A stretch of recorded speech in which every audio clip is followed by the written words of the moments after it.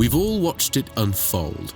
Russia pushing into Ukraine, Iran challenging Israel, China circling Taiwan, and the United States pulled in every direction, trying to hold the balance. The world's biggest powers are clashing in plain sight, but beneath that chaos, one country has been quietly rising, and at the center of that rise is one man that simply turned everyone else's into opportunity: Recep Tayyip Erdoğan. If you follow the money, the gas routes, the drone deals, you'll see how Turkey, under his rule, has positioned itself at the intersection of every global crisis, and why almost no one saw it coming. This is the Erdogan Empire, how one man rebuilt Turkey's power. Welcome to Empire Secrets.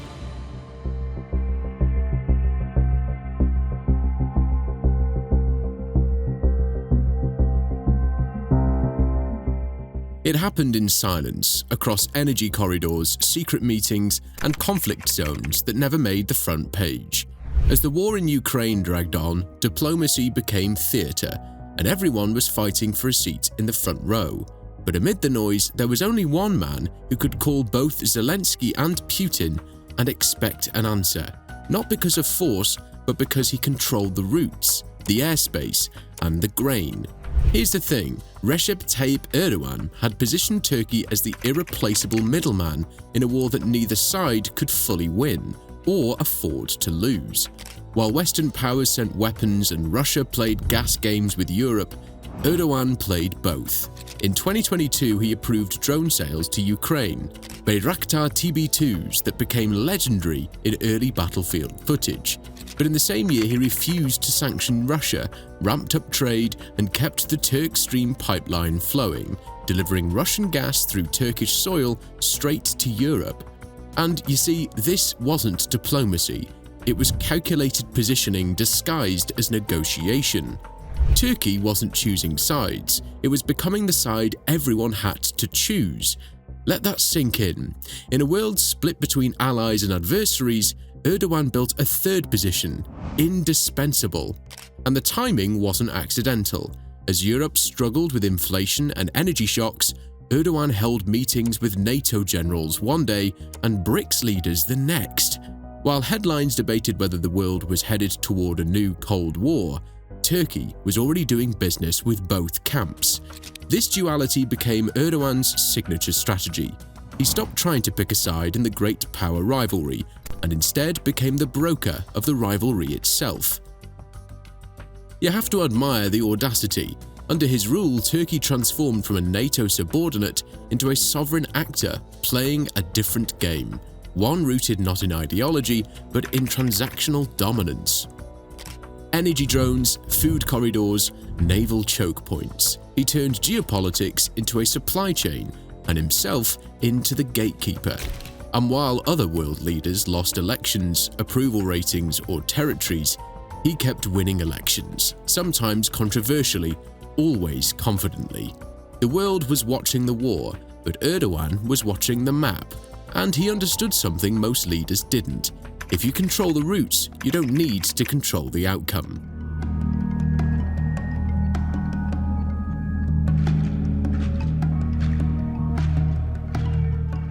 In the age of modern warfare, dominance is no longer measured by tanks or troops. It's measured by what flies overhead and who controls it.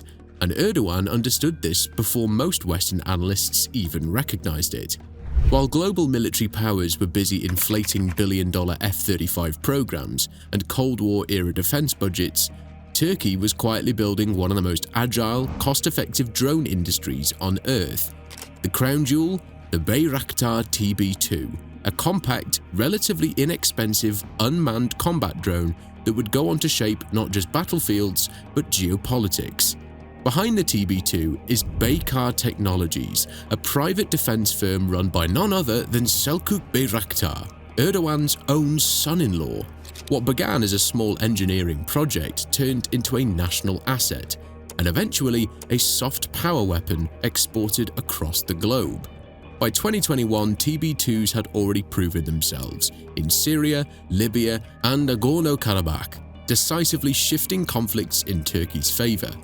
But it was in Ukraine where the drone's legend was cemented. With a price tag of roughly $5 million per unit, the TB2 was cheap, fast, and lethal. Ukrainian forces used it to destroy Russian convoys, air defenses, and even naval assets. Global demand exploded. As of 2024, Bayraktar drones were being exported to over 30 countries, including NATO allies like Poland and Baltic states, but also non-aligned countries across Africa, Central Asia, and the Middle East. Erdogan wasn't just building a defense industry, he was building a client network. Each sale came with training contracts, political alignment, and deepened military cooperation. And the real genius? It wasn't just about making money. It was about embedding Turkish influence into other nations' national security. A country that buys your drones trains with your army. It buys your parts, it depends on your software, it adopts your tactics. In other words, it becomes entangled. The numbers followed. In just 5 years, Turkey's defense exports tripled, crossing $5.5 billion in 2023, with Bayraktar alone accounting for over $1.4 billion. These weren't just sales, they were long-term relationships that bolstered Erdogan's influence far beyond the reach of Turkish borders. Meanwhile, at home, he used the success to stir national pride.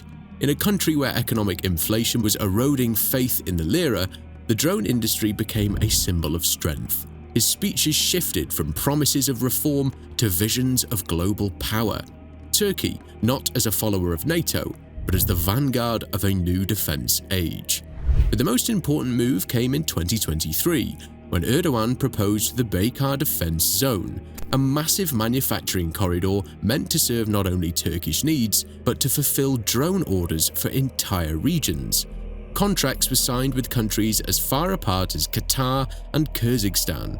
This wasn't just about military power, it was Erdogan's entry into the new arms race, not the one measured in missiles, but the one fought through data and autonomy.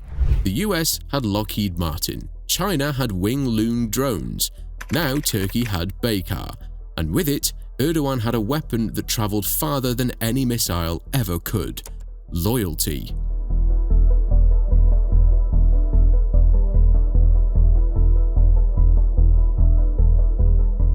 Most countries import energy. Erdogan turned Turkey into a country that moves it. After Russia's invasion of Ukraine, Europe faced its most severe energy crisis in decades. Natural gas prices surged over 300% within months. Millions across Germany, France, and Italy faced heating shortages and skyrocketing utility bills. Leaders scrambled for alternatives, and that's when Erdogan stepped in, not with promises, but with pipelines. The TurkStream pipeline, running beneath the Black Sea, was originally designed as just another Russian export route. But Erdogan saw it differently. With Ukraine's transit routes compromised and Nord Stream sabotaged, TurkStream became one of the last remaining arteries feeding the Russian gas into Europe, through Turkey. By 2023, over 45% of Russian gas exports to southern Europe were flowing through Turkish-controlled infrastructure. While Brussels condemned Moscow's aggression, it was Erdogan's territory that kept the lights on in parts of the EU. But this wasn't about helping Europe, it was about positioning Turkey as indispensable. At the same time, Erdogan expanded Turkey's LNG, or liquefied natural gas infrastructure, building terminals on the Aegean and Mediterranean coasts. This allowed Turkey to receive shipments not just from Russia, but from Qatar, the US, Algeria, and Azerbaijan. By acting as both a recipient and a re-exporter, Turkey became a middleman, buying gas cheap, reselling it at a premium, and controlling the flow. And then came the masterstroke, the Istanbul Gas Hub Initiative. In late 2023, Erdogan proposed turning Turkey into a main trading point for natural gas between East and West, pricing, storing, and distributing energy through Turkish exchanges. It wasn't just about logistics anymore, it was about setting the price of energy. Control the hub, and you don't just move the gas, you move the market. The numbers reflected the ambition. In 2022, Turkey imported 51.7 billion cubic meters of gas. By 2024, it was re-exported over 15% of that to Europe, not as a transit state, but as a power broker. Meanwhile, construction on the Trans-Anatolian Natural Gas Pipeline, or the TANAP, expanded rapidly, further linking Caspian gas fields to European consumers through Turkish soil. And while other countries struggled with energy insecurity, Erdogan signed multi-decade deals with Azerbaijan, Iran, and even Israel, all competing to use Turkish infrastructure. He wasn't just delivering energy, he was weaving Turkey into every regional supply chain, ensuring that no major power, from Brussels to Moscow to Tehran, could make an energy move without factoring in Ankara. And the beauty of it? Unlike oil, gas depends on fixed infrastructure. Pipelines don't reroute overnight. Once built, they bind nations together in years-long contracts, legal frameworks, and dependency. Erdogan didn't need to drill a single well. He just built the gates and started charging rent. While other leaders sought headlines, Erdogan sought control over what fuels them. And in a world on the edge of energy conflict, that made him far more than a president. It made him a geopolitical toll collector.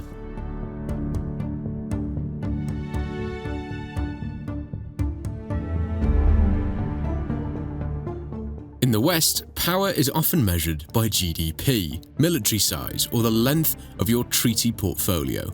But Erdogan measures it differently, through memory.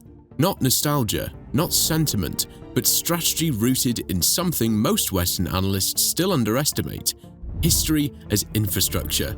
At its height, the Ottoman Empire ruled across 3 continents, from North Africa to the Balkans, from the Arabian Peninsula to the edges of Europe.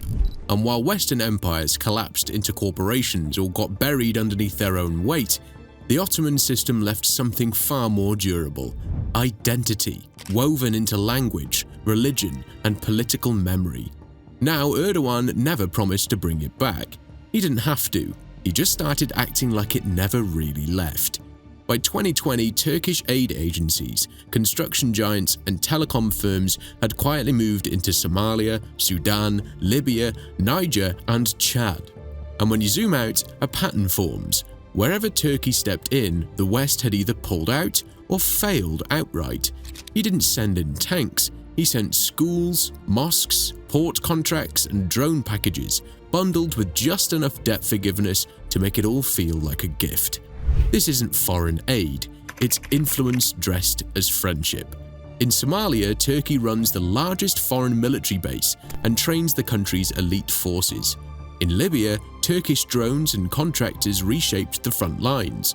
In Niger, Turkish engineers are paving roads and building airfields, funded conveniently by currency swap deals with Ankara. And while China builds highways through its Belt and Road, Erdogan is building something subtler, but far more persistent: cultural access. His not-so-secret weapon? Soap operas. Turkish TV dramas, especially the ones drenched in Ottoman grandeur, have exploded in popularity across Central Asia, North Africa, and the Middle East. And behind every romanticized battle scene or palace drama is a message: we were here before, we still are. In 2024, Turkey's global media exports passed $600 million, second only to the US. But unlike Hollywood, these exports don't just entertain, they educate desire and shape political appetite. Erdogan has turned nostalgia into a diplomatic asset, not just for domestic voters, but for foreign governments looking for a partner that remembers their history, speaks their language, and doesn't ask for lectures in return. Nowhere is this more visible than in Central Asia. Once ruled by the Soviets, now courted by Beijing, the region is increasingly drawn to Ankara, not because of military threats, but because of shared cultural DNA. Through the organization of Turkic states, Erdogan is building what amounts to a soft power alliance, one where Turkey quietly leads trade discussions, military cooperation, and educational alignment across Kazakhstan, Uzbekistan, Kyrgyzstan, and Azerbaijan. No sanctions, no strings, no democracy reports, just partnerships, prestige, and presence. You see, this strategy isn't about borders, it's about networks: economic, cultural, religious. Networks that wrap around nations, not through occupation, but through invitation. And while Western policymakers keep watching for tanks and treaties, Erdogan is quietly building something far more effective: a geocultural operating system installed through media, infrastructure, and selective generosity. No invasions, no fanfare, just slow, deliberate expansion until you wake up and realize you're already inside it. Because while others chase recognition, Erdogan plants roots no one notices, until they try to pull them out and realize they're not roots anymore, they're foundations.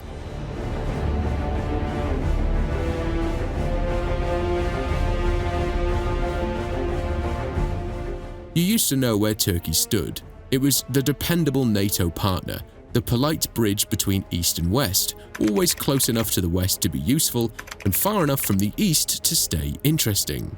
But Erdogan doesn't do bridges, he does pivots, and right now he's spinning the entire table. In 2023, Turkey shocks just about every Western analyst by formally applying to join BRICS. That loose coalition, once dismissed as a talk shop of rising economies. You know, Brazil, Russia, India, China, South Africa. The countries that weren't invited to the G7 but decided to throw in their own party anyway. Well, that party now accounts for over 31% of global GDP. And Erdogan showed up with a bottle of trade deals and a guest list of his own. By 2024, BRICS was no longer just symbolic.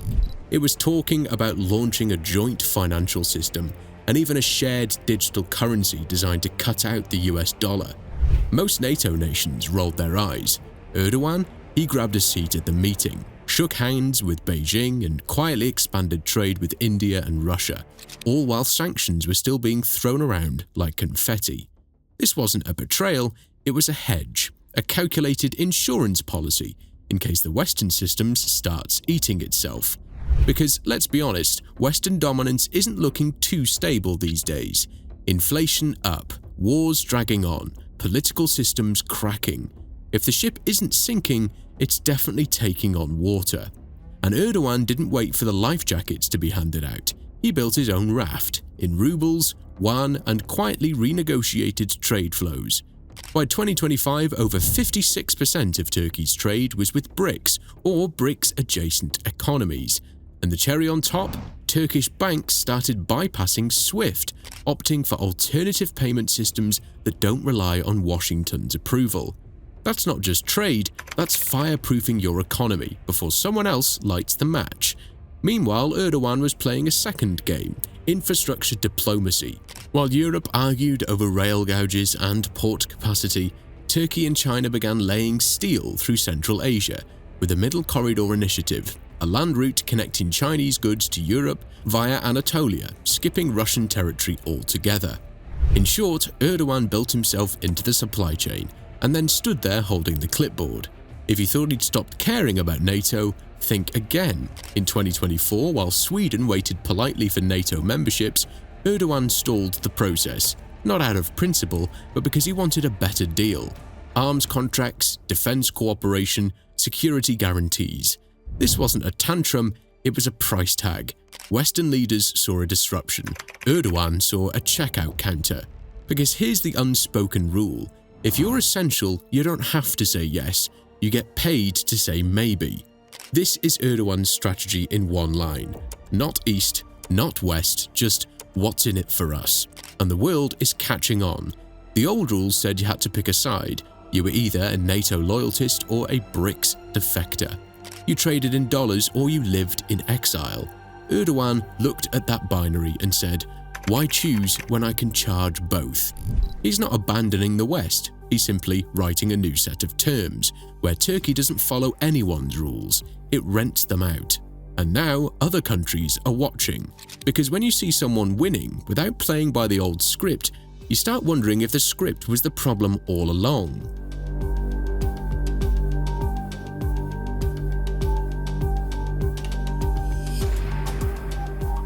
Most politicians promised to fix the economy. Erdogan rewired it and kept the key. On paper, Turkey's numbers read like a warning sign. The lira has lost over 80% of its value since 2018. Inflation's climbed beyond 70%, and the cost of living is so high, even basic groceries feel like luxury items. And yet, he keeps winning. So either the numbers are broken or the system works exactly as designed. Spoiler, it's the latter. Turkey no longer runs on open market capitalism. It runs on something more, selective. Analysts call it crony capitalism. Erdogan calls it policy. And at the center of it all, the Turkey Wealth Fund, a shadow balance sheet that doesn't just invest, it absorbs. Turkish Airlines, the stock exchange, telecom firms, energy companies, and even parts of the banking system, all quietly placed under the fund's umbrella. Because when the state owns the infrastructure and the president owns the state, you get something closer to a boardroom than a democracy. If a project aligns with Erdogan's goals, whether it's a bridge, a port, or a loyalty campaign, it gets backed, boosted, and broadcast. If it doesn't, it disappears under inspections, audits, or an unsolvable banking error. And yes, that is deliberate. Construction giants aligned with the presidency have secured billions in government-guaranteed loans. They're not just building roads and airports, they're building obligations. And if private banks hesitate to play ball, no problem. State-owned banks step in, offering loans below market rates, often with no clear repayment plan, except political loyalty.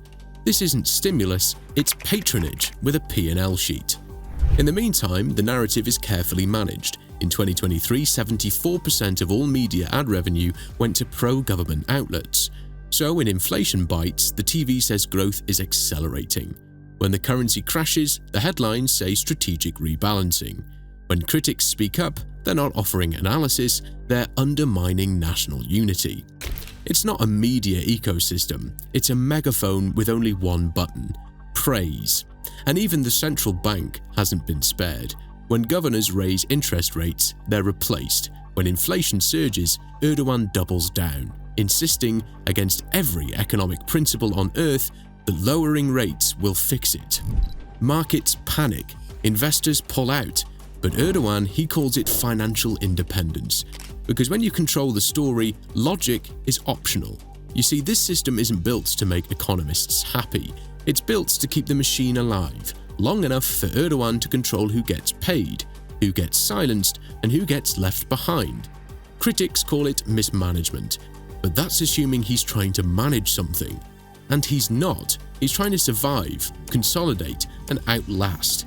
This isn't a recession, it's not a recovery either. It's a curated economy, where numbers follow narratives, banks follow orders, and the only real variable is how long the man at the center keeps the switch on.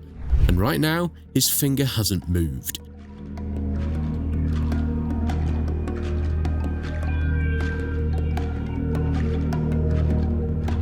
To outsiders, it doesn't add up. The currency is in freefall. Inflation is devouring savings. The middle class is exhausted, and critics are either jailed, disqualified, or drowned out by state-funded headlines. By most democratic standards, Erdogan should be long gone. But the problem is, he's still winning. And no, it's not because people are fooled. It's because he's not playing the game everyone else thinks he is. Erdogan doesn't need everyone to be happy. He needs enough people to believe that without him, things would be worse. That's the genius of it. The chaos isn't an obstacle, it's part of the architecture. The more the lira drops, the more foreign enemies he can blame. The more prices rise, the more he warns of sabotage. The more opposition grows, the more he calls it imported. This isn't denial, it's design. And it works because while critics argue over GDP figures and freedom indexes, Erdogan offers something simpler: certainty. Not prosperity, not reform, just the promise that the ground won't shift beneath you unless he decides to move it. In May 2023, amid the worst economic conditions in a generation, Erdogan still won re-election. The opposition was united. The numbers were dire. The world expected change. He didn't blink. He didn't even flinch. And why would he? He controls the courts. He controls the media. He controls the security forces. And most importantly, he controls the choices. Because Turkey isn't trapped in collapse, it's trapped in a binary illusion. You can have chaos with Erdogan or chaos without him.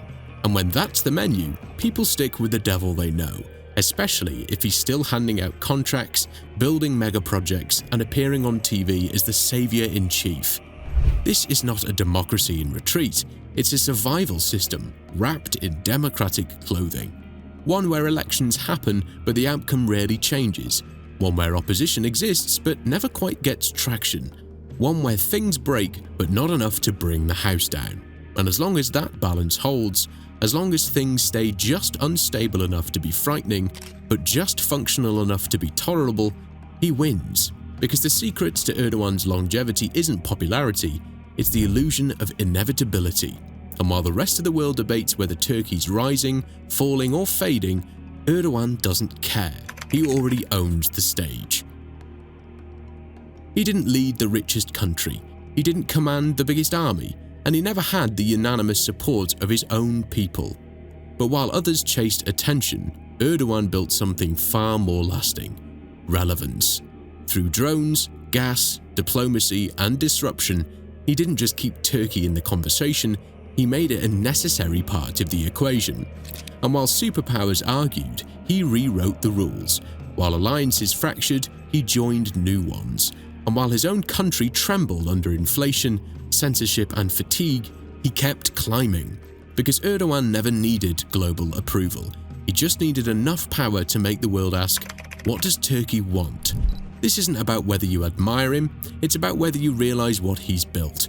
An empire without territory, a network without borders, a leader who turned volatility into strategy and made himself the one player no one can ignore.